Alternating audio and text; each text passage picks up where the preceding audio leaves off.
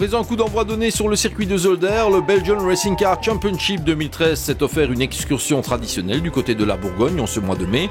L'occasion pour les concurrents de retrouver le très apprécié tracé de Dijon-Prenois, notamment réputé pour le duel que s'y livrèrent René Arnoux et Gilles Villeneuve lors du Grand Prix de France 1979. Comme le veut désormais la tradition, ce sont les concurrents du BRCC Sprint qui prenaient en charge la première partie du spectacle, avec une grille de départ faisant la part belle aux bolides des catégories Silhouette Pro, GT Light et Tourisme Pro, avec une pole position tombée dans l'escarcelle de la Ginetta G50 GT4 Asturcar de Guillaume et Édouard Mondron.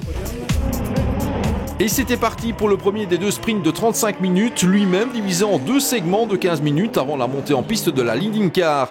Une première joute courte qui débutait sur un rythme endiablé avec Michael Schmetz, emmenant dans son sillage le français Pierre-Brice Ménat, auteur d'un départ de toute beauté. Un envol que l'on revit depuis l'habitacle d'un nouveau venu en BRCC Sprint, Raphaël van der Straeten, dont la Honda Civic avait quelque peu de mal à monter en puissance, de quoi le condamner à un début de course à l'arrière du peloton. Devant Schmetz et sa silhouette BMW 1M emmenait dans son sillage la M3 GT4 de Ménat, mais aussi la Ginetta G50 GT4 de Pierre Piron, qui avait lui aussi pris le meilleur sur un Guillaume Mondron un peu hésitant au moment de l'envol.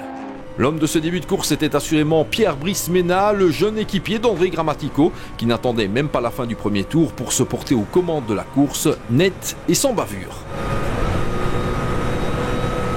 À peine l'envol entériné, le BRCC Sprint s'offrait déjà un nouveau leader, la M3 GT4 se ménageant d'emblée un peu d'air à l'avant du peloton. Dans le dos de Ménat et sa BMW GT4, la situation se décantait assez rapidement, Michael Schmetz n'étant visiblement pas en mesure de suivre le rythme des GT4, ce qui permettait à Pierre Piron et Guillaume Mondron de prendre le meilleur sur la silhouette BMW.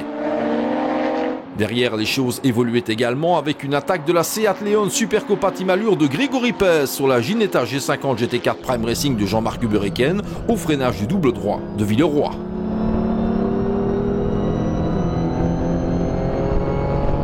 Autre animateur de ce premier segment, Philippe Huard tentait de tirer la quintessence de sa Porsche 911 GT4, mais s'il complétait le top 5 en début de course, la suite était moins positive, Huard se retrouvant derrière les Seat Leon Supercopa Team Allure de Pez et Jussy, mais aussi la Ginetta Prime Racing d'Ubereken qui finissait par trouver l'ouverture.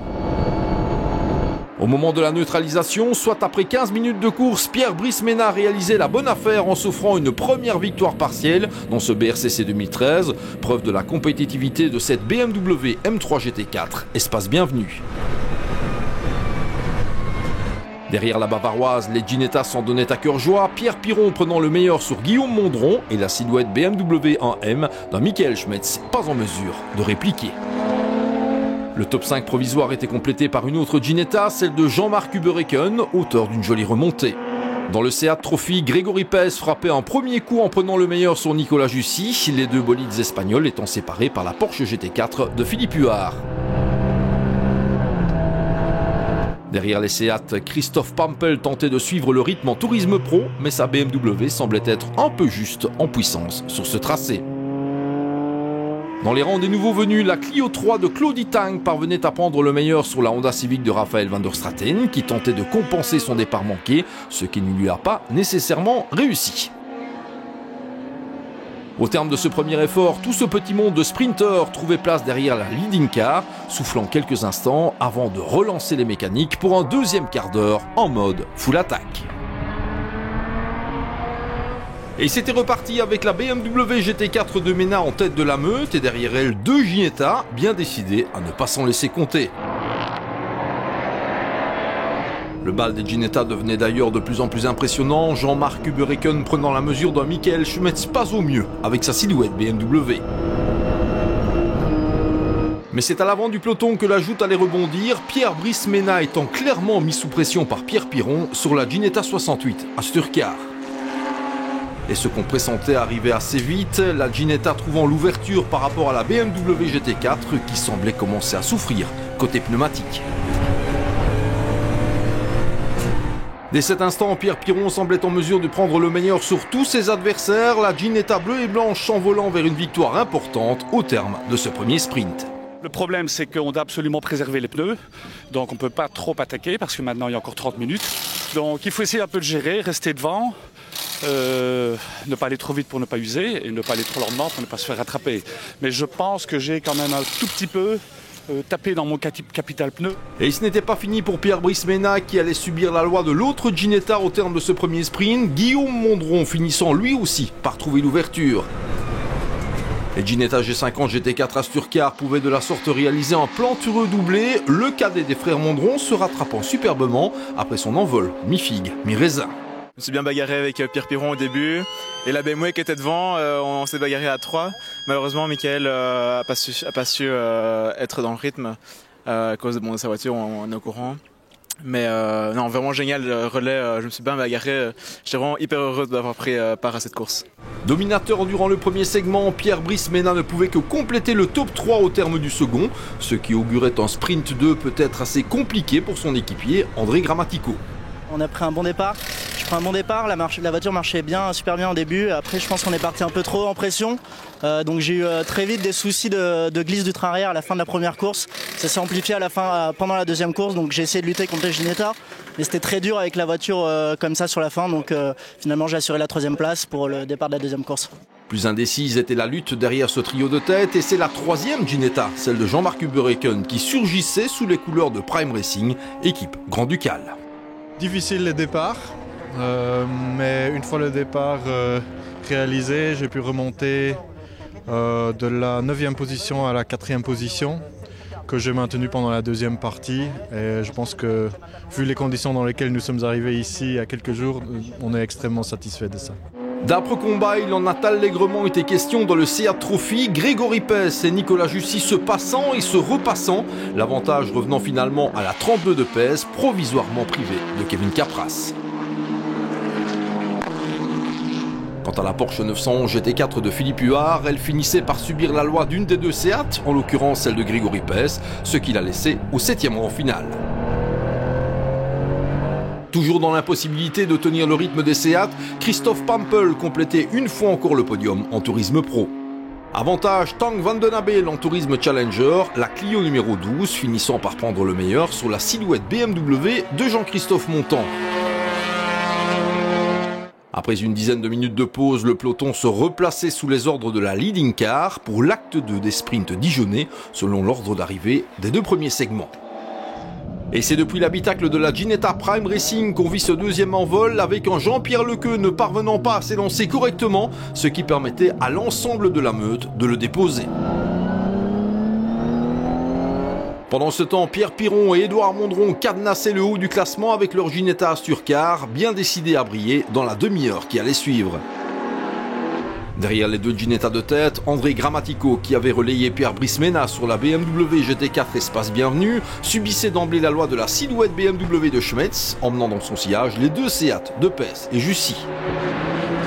Et ce n'était pas terminé pour le vétéran français qui subissait ensuite les assauts en règle de Philippe Huard, bien décidé à briller au volant de la Porsche GT4. Retour à l'avant de la course où le BRCC allait s'offrir un troisième changement de leader, Édouard Mondron plus incisif que jamais, prenant le meilleur sur Pierre Piron. Quant à Michael Schmetz, s'il n'était pas en mesure de menacer les deux Ginetta de tête, il parvenait à consolider sa troisième place provisoire au volant de sa silhouette BMW 1M. Changement de leader également dans le Seat Trophy, si Grégory Pes semblait une fois encore tenir le bon bout, Nicolas Jussy parvenait à prendre le meilleur au 8e tour. Après un quart d'heure, la leading car effectuait son ultime apparition en piste histoire de resserrer les rangs en vue du dernier des 4 segments.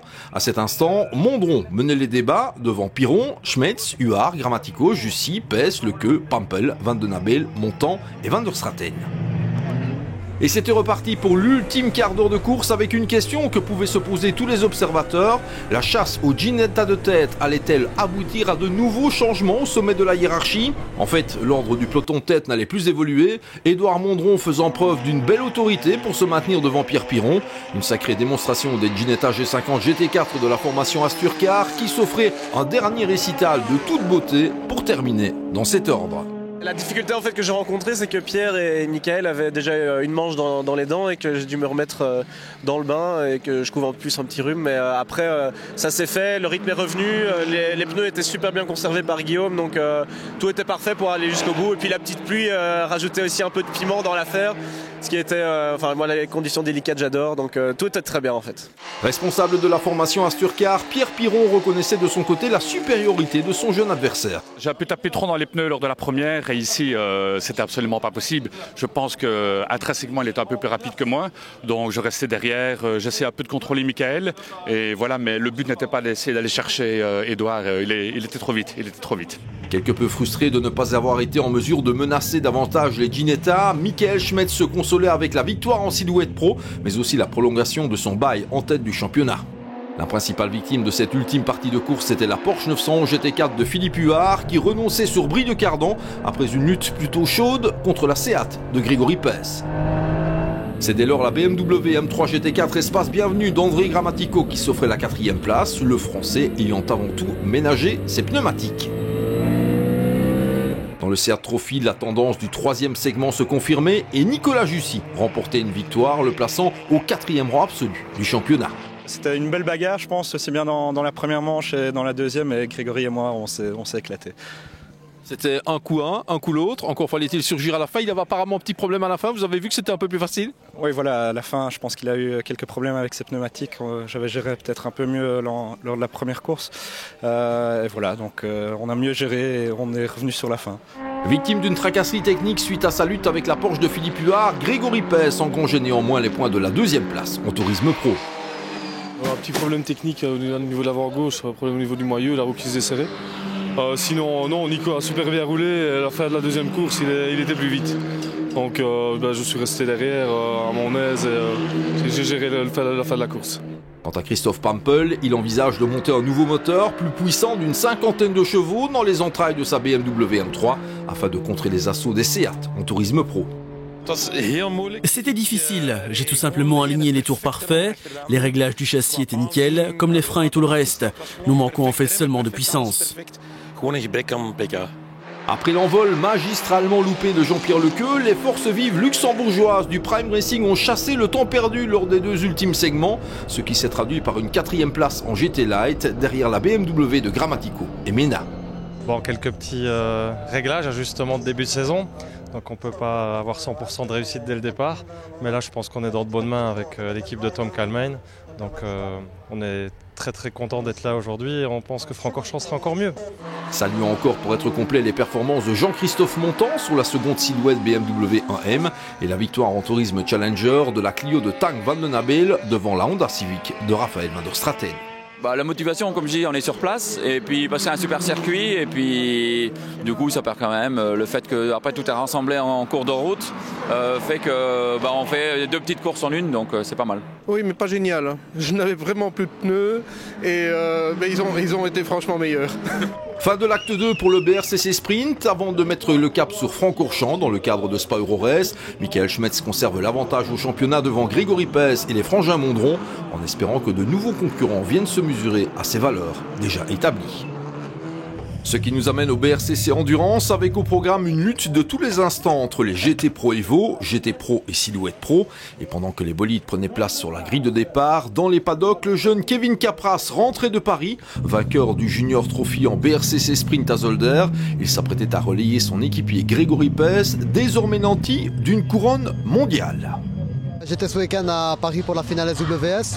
C'est une finale en karting que je fais depuis 4 ans. Et j'ai à chaque fois terminé sur le podium, donc mon but cette année c'était de la gagner et je l'ai fait, donc voilà, c'est un bon week-end qui commence. D'un point de vue sportif, c'est l'Aston Martin Vantage GT3 GPR de Tim Verberg, Damien Dupont et Bert Redan qui s'étaient montrés la plus véloce lors des qualifications, comme dans le Limbourg d'ailleurs. Pour rappel, la réglementation du BRCC Endurance a ceci de particulier que le temps d'arrêt des différents concurrents est variable en fonction de leur bolide. C'est ainsi que l'Aston Martin Vantage allait devoir s'immobiliser 8 minutes 40 lors des 3 heures de course contre 6 minutes à ses principaux adversaires. Et c'était parti pour 180 minutes clôturant le trophée de Bourgogne avec Tim Verbergt emmenant dans sa roue l'autre Aston Martin GPR, la DBR S9 de Michael Schmeitz et la Dodge Viper Coupé Compétition Brass Racing de Jeffrey Van Hooydonk. Un envol qu'on revit depuis l'habitacle de la Ferrari 458 Challenge Scuderia Monza de Hans et Frank Thiers, histoire de se propulser vers la première difficulté du circuit de Dijon-Prenois, un double droit, toujours délicat.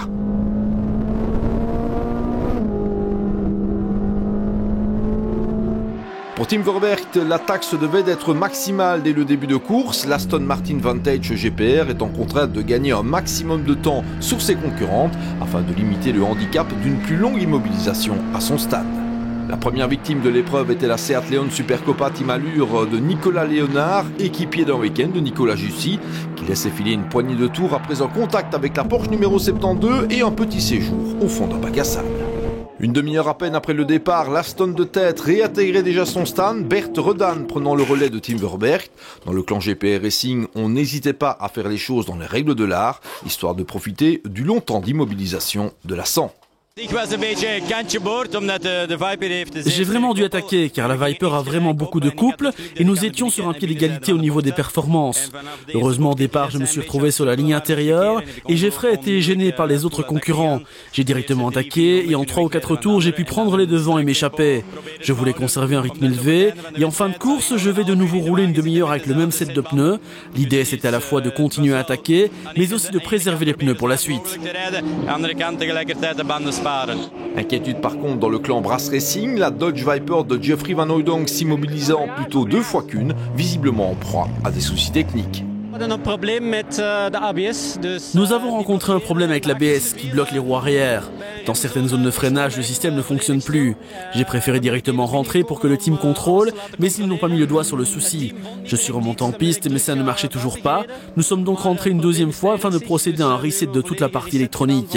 Espérons que nous pourrons aller au bout. On passe en mode 24 heures maintenant.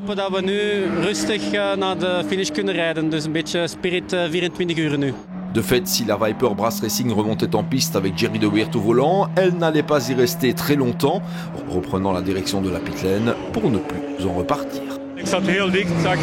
J'étais derrière l'Aston Martin de Grignier et nous allions dépasser une Porsche. Manque de chance, je pense que cette Porsche a roulé sur une petite pierre qui est venue se loger dans mon radiateur. C'est fini. De ce début de course, il convenait de retenir l'excellente prestation de Sarah Bovy, qui se maintenait en permanence dans le top 6 absolu au volant de sa silhouette BMW 1M. Mieux, alors que les leaders s'engouffraient les uns après les autres dans la pitlane, la liégeoise restait en piste et pointait un moment au 2e rang. Je suis parti 6e de la grille de départ.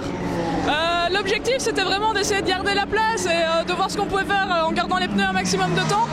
Et effectivement des belles bagarres, des gros freinages et une 2e place finalement dans les aléas de la course. Maintenant mes équipiers ont pris le relais et je pense qu'ils vont bien gérer la fin de course et si on passe le drapeau à damier comme ça ce sera super. Plus compliqué semblait être la tâche de l'Audi R8 LMS PK Carsport lors de cette joute de Dijon. Martin Mackelberg salissant ses pneus lors du premier relais, de quoi l'empêcher de pointer dans le peloton de tête. Il ne restait plus à Bert Longin et Anthony Kulpen qu'à aligner les chronos pour remonter dans le classement. Dans le sillage des leaders, plusieurs bolides ne passaient pas inaperçus, à commencer par la Ferrari 458 Challenge Scuderia Monza de Frank et Hans Thiers, en pleine bagarre avec une poignée de Porsche GT3 afin de briller dans la catégorie GT Cup. Moins véloce que la F430 GT3 l'an dernier, cette italienne de la dernière génération semble néanmoins satisfaire ses utilisateurs. La voiture est sans doute encore un peu trop souple. C'est un circuit court, très technique. Pour l'instant, on n'a vraiment pas à se plaindre. Cette voiture fonctionne très bien. À nous de faire le reste, car ce circuit reste inhabituel pour nous. Mais cette Ferrari Challenge répond à nos attentes. Le championnat est encore long.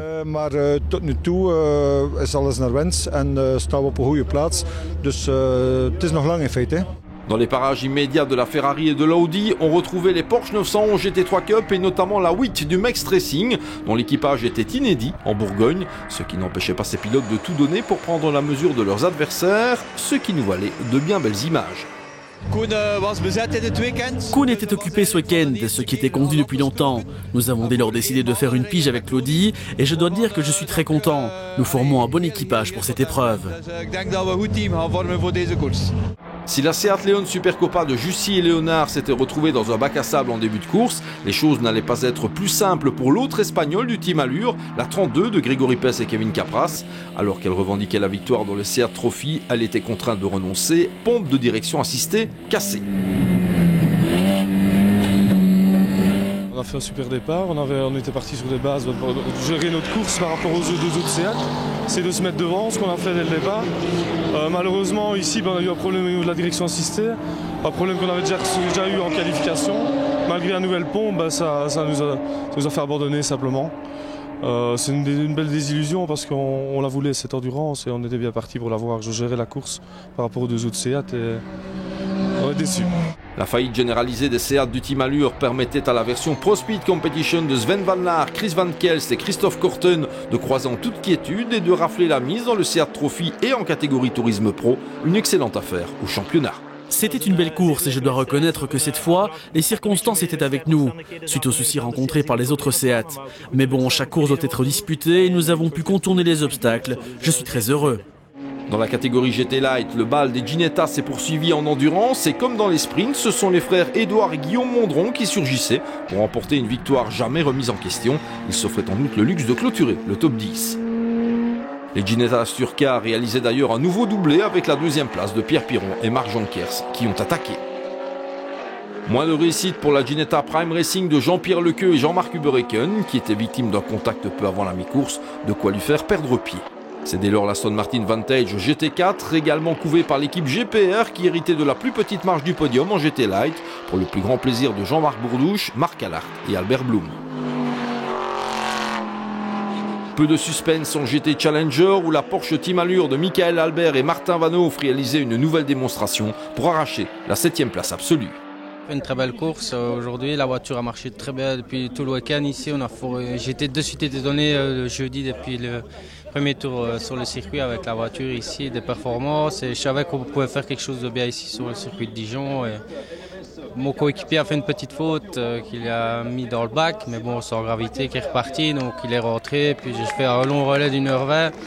Donc on a tout donné. Et on est content de cette 7e place et encore une fois gagner la classe. Comme je l'avais dit, la classe c'était presque chaque fois, à chaque course gagnée, parce qu'il n'y a pas vraiment de pointure, je vais dire. Donc c'est chaque fois dans le général qu'il faut viser les bonnes places. Une fois encore, les deux Porsche Yokohama Sky Limit ont complété le top 3 de la catégorie, avec la 73 de Van Aren et Braquelaire devant la 72 des filles dans la course, Maas, Vaas et Ganser. En GT Cup, le duel annoncé entre Porsche et Ferrari a tenu toutes ses promesses et si la 458 Challenge Scuderia Monza des frères Thiers a pu prendre l'avantage à certains moments, c'est bien la Porsche Super Cup Belgium Racing de Dylan Derdal et Kenneth Heyer qui avait le dernier mot, résultat d'une stratégie que l'on peut qualifier d'osée. Je pense qu'avec Kenneth, nous avons réalisé de bons relais en conservant un rythme élevé. Franchement, aujourd'hui, Kenneth a fait du bon boulot. Kenneth, course difficile, mais je crois que vous avez aimé ce circuit. C'est une combinaison de virages très lents et très rapides. Le setup de l'auto était super, on a poussé tout le temps et nos chronos étaient très proches. C'était la clé d'un bon résultat. Mais les frères Hans et Frank Thiers sont chèrement vendus leur peau à Dijon, tirant le maximum de leur superbe berlinette italienne pour décrocher la 2e place en GT Cup. Ils revendiquaient le top 5 au classement général. Ils se sont retrouvés avec un 6e rang. Nos chronos étaient plutôt bons, puisque cela s'est joué à coup de dixièmes de seconde. Nous avons démontré que notre voiture n'est peut-être pas aussi lente que ça. Ce circuit est très abrasif et le fait que nous avons moins de puissance nous a certainement arrangé. C'est la Porsche Max Racing de Claudie Tang et Dirk Van Elslander qui complétait le top 3 en GT Cup, une performance qui permettait à l'équipe entourant Van Elslander de décrocher le Michelin Award au terme du week-end. L'équipe Max Racing alignait une seconde Porsche à Dijon, confiée au bon soin de Peter Dubois, responsable des lubrifiants Saint-X, partenaire du BRCC, et Thierry Verstraat, un bolide qui s'offrait le top 5 en GT Cup, échouant derrière la Porsche Speed Lover de Rick Redmans et Michel de Coster. Après le joli feu d'artifice de Sarah Bovy en début d'épreuve, la silhouette BMW 1M rentrait quelque peu dans le rang, une fois passée entre les mains de Jean-Christophe Montant et Christophe Contre, ce qui ne l'empêchait nullement de s'imposer en silhouette Pro Evo, d'intégrer le top 10 absolu et encore moins de soigner le spectacle. Ce qui nous amène bien sûr au cas d'or de cette deuxième joute d'endurance de la saison avec une 4e place générale, la 3e en GT Pro pour l'Audi R8 LMS PK Car Sport. Malgré le forcing permanent d'Anthony Kumpen et de Bert Longin, le podium est resté hors de portée, mais le trio que ces deux pilotes forment avec Martin Mackelberg conserve les rênes au championnat. Dans le clan Pro Speed Competition, Fred Bouvy, Damien Koons et Didier Grandjean ont pratiqué la danse de la pluie, espérant que le ciel bourguignon se déchire pour compenser le manque de puissance de leur Porsche 911 GT3 RS à la mécanique de Cup. La piste est hélas restée sèche et le bolide aux célèbres couleurs a dû se contenter du 3e rang absolu, le 2e en GT Pro. En fait 3, c'est une piste qui n'était pas très favorable pour nous puisqu'il y a des grands en ligne droite et vu la puissance de notre moteur à la concurrence, c'était un peu plus dur pour nous, mais voilà, on a fait 3, on marque des points, on termine les courses. C'est un championnat, c'est 6 courses, donc c'est important de terminer comme ça chaque fois sur le podium. Ce qui signifie que sur le circuit de Dijon-Prenois, il n'y en a finalement eu que pour les Aston Martin, un peu comme si le centenaire de la marque était dignement célébré en terre française. En toute logique, la moins moderne des BRS 9 de Michael Schmetz et Pierre Grivnier a croisé le drapeau à l'ami au 2e rang final, ce qui lui permettait néanmoins de s'imposer en GT Pro. Grosse attaque, mais c'était une course de gestion. On avait beaucoup de mal en pneus sur l'avant de la voiture. Donc effectivement, pendant la première partie du relais, c'était plutôt de l'attaque et la fin, c'était de la gestion parce que une crevaison n'était pas... Quand j'ai vu l'état de mes pneus à la fin de mon premier relais, je me suis dit que mon 2e devait être un relais de gestion. Fantastique course, ouais. C'est bien amusé. Quel circuit, waouh. En dépit de ce temps d'immobilisation obligatoire de 8 minutes 40, l'Aston Martin Vantage GT3 GPR de Tim Verberg, Damien Dupont et Bertrand a été la reine de la fête à Dijon. Ces pilotes ont été contraints d'attaquer d'un bout à l'autre de la course, mais au terme des 3 heures, le bolide jaune, lauréat en International GT Open quelques jours plus tôt, décrochait une nouvelle victoire de nature à replacer ses pilotes dans la course au titre. Comme je l'ai dit, c'est en début de course que nous avons tout donné. Après, tout devait bien se passer, nous n'avons pas eu de problème. Cette fois, nos pit stops étaient parfaits et tout mis l'un dans l'autre, c'était une bonne course. On a eu aussi un peu de chance puisque 2 de nos concurrents ont rencontré des problèmes, dont Jeffrey, et ça nous a bien servi. Impressionnant doublé Aston Martin GPR sur le magnifique circuit de Dijon-Prenois, un résultat qui permet au BRCC Endurance d'être plus serré que jamais, puisqu'à l'issue de ce 2e rendez-vous, l'équipage de l'Audi PK Car Sport mène la danse avec 83 points contre 82 au pilote de la Porsche Pro Speed Competition et 81 à Derdal et Hier sur la Porsche Belgium Racing. Prochain rendez-vous sur le plus beau circuit du monde, Spa-Francorchamps, dans le cadre de Spa Euro Race. Le Belgian Racing Car Championship y fera de nouveau parler de lui avec la création d'un nouveau trophée réservé cette fois aux mécaniciens. Une raison de plus de ne surtout pas louper le 3e rendez-vous du BRCC 2013, See You in Spa.